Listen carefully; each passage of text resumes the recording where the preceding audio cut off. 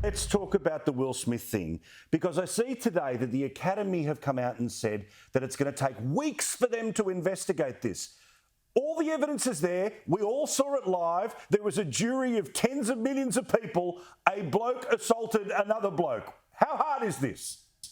Yeah, of course, they're just going to wait until people start paying attention to something else, and then they'll give him a slap on the wrist.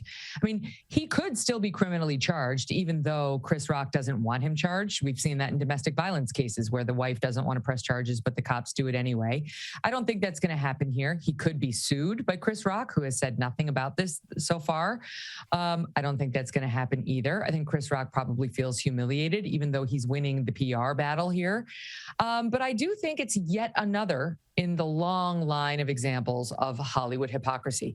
I mean, these folks constantly lecture the rest of the world on how we need to do better. We need to try harder. We need to, just be better citizens while they tisk from their Hollywood mansions. And then whenever the drape comes down, we see who they really are. And they're in no position to be judging anyone.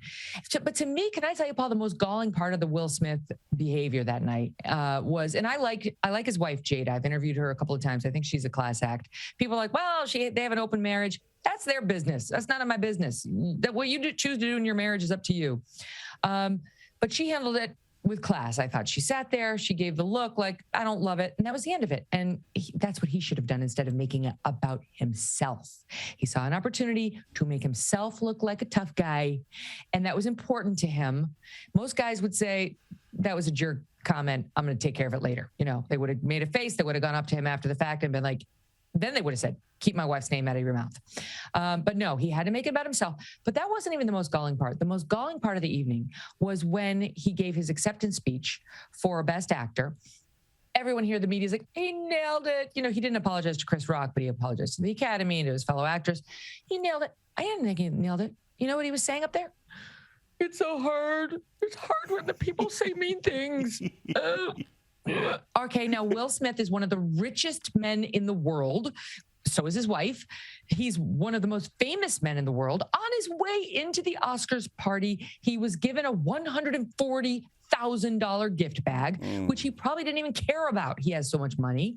And no one gives two flying figs about people writing not nice things about him. People have real problems. We're suffering record inflation. We have record high gas prices. There's a war going on in Ukraine. There are people dying. There are real problems out there. No one cares that someone's taking an unfair shot at you or your wife. And while it's totally appropriate when he's sitting around having a beer with his friends or his wife for him to say, how's baloney? I don't like it when they write the false stuff about me. That's fine. I get it. That's human. You don't do it out on the Oscar stage in the 2 minutes you've been given to bring your message home. So what was it really? It was a defense of himself losing his temper. He should have gotten up there. He should have said, I'm very sorry for my bad behavior. I apologize to Chris, to the other nominees, and to the people whose attention I've wrongly dragged away from them on what should be the greatest night of their lives. I'll try to do better. And he should have sat right down. I couldn't believe that journalists, so-called journalists, in the room, in the press room, were told by the Academy PR people, do not ask anyone who's won an award about the slap. And they all followed along. They all stayed silent. That's unbelievable to me. And again, it's an example about the things that everyone knows in politics, but they don't say, because the single most corrosive thing about journalism isn't bias, it's access. And they know that you've got to toe the line to get the interviews, to get the access, while fundamentally underserving their reason for being. They're stenographers, not reporters. That is so true.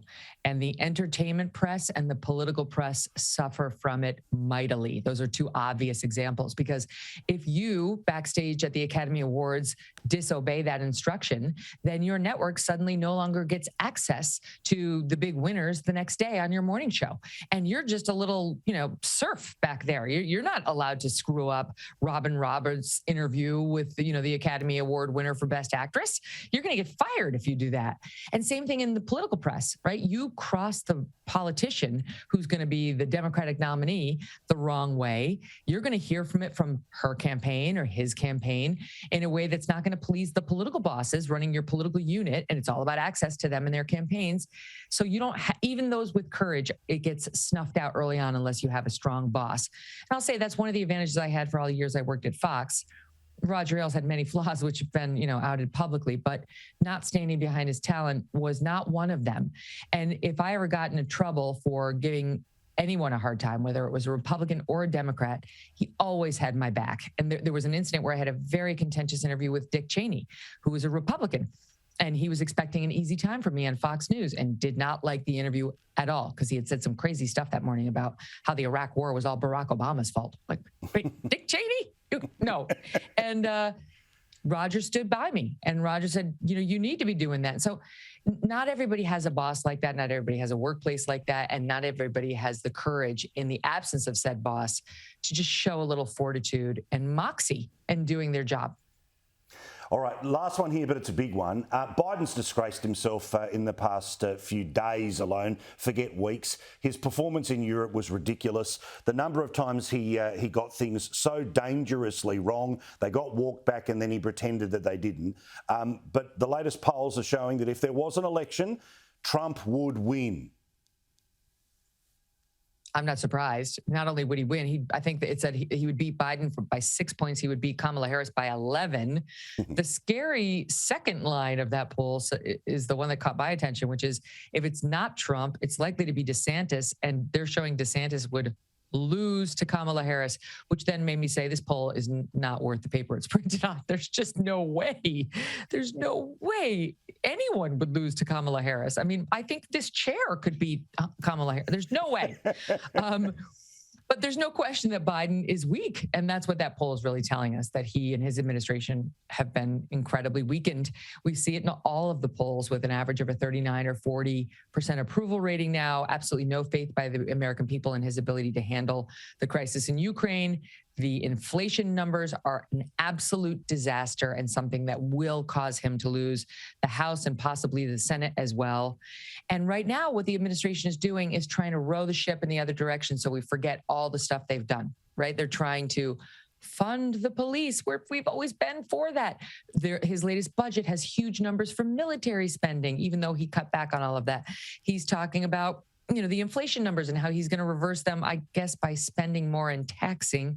That's what he says is going to get us out of this jam. But in any event, he's blaming all of that on President Putin and his war in Ukraine. And no one's believing any of this. But to me, it's interesting because it shows they're getting it. They're realizing their policies are costing them with the American people and will cost them at the ballot box. But it's too late.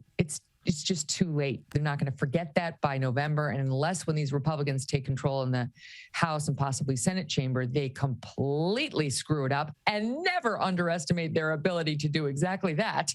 I think they're looking very good for 2024.